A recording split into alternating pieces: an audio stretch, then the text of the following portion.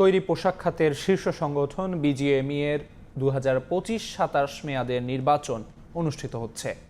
এবার নির্বাচনে ৩৫ পরিচালকের বিপরীতে ৩টি প্যানেলের মোট ৭৬ প্রার্থী প্রতিদ্বন্দ্বিতা করছেন। ভোট কেন্দ্রে উপস্থিত আছেন সহকর্মী এম এস আরেফিন। সরাসরি যাচ্ছি তার কাছে।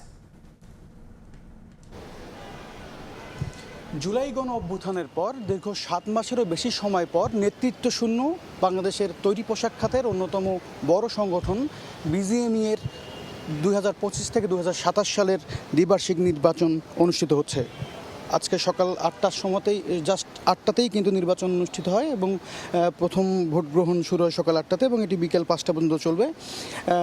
ঢাকা এবং চিটাগাংয়ের 2টি কেন্দ্রে এবারের নির্বাচন অনুষ্ঠিত হচ্ছে এবং এবারে এই নির্বাচনে কিন্তু ৩৫টি পরিচালকের পদে প্রায় ৭৬ জন প্রার্থী প্রতিদ্বন্দ্বিতা করছেন এবং এবারের নির্বাচনে সকাল থেকেই বেশ কঠোর নিরাপত্তার মধ্য দিয়েই কিন্তু ভোট গ্রহণ অনুষ্ঠিত হচ্ছে এবং এখানে প্রায় বিপুল সংখ্যক আইনশৃঙ্খলা রক্ষাকারী বাহিনী উপস্থিত রয়েছেন। আমরা যতটুকু জানতে পেরেছি যে এবারের ঢাকায় ভোটার সংখ্যা রয়েছে প্রায় ১৫০০-র বেশি এবং চিটাগাংয়ে প্রায় ৩০০-র মতো ভোটার রয়েছে।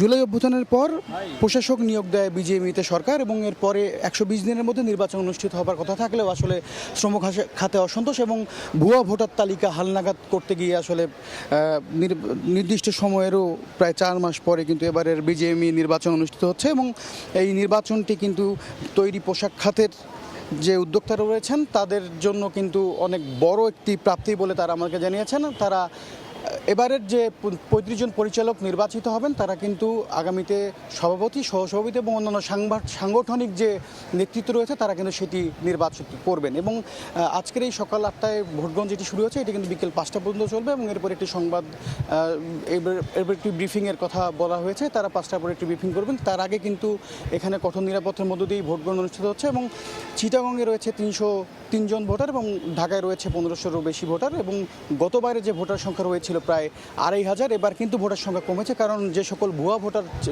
ছিল সেটি কিন্তু এবার হালনাগাদ করা হয়েছে, যে কারণে ভোটার সংখ্যা কিন্তু কিছু কমেছে। তো রাজধানীর ওয়াটার ব্লু গার্ডেন থেকে এই ছিল আমার কাছে বিজিএমই নির্বাচন সম্পর্কে সবশেষ তথ্য।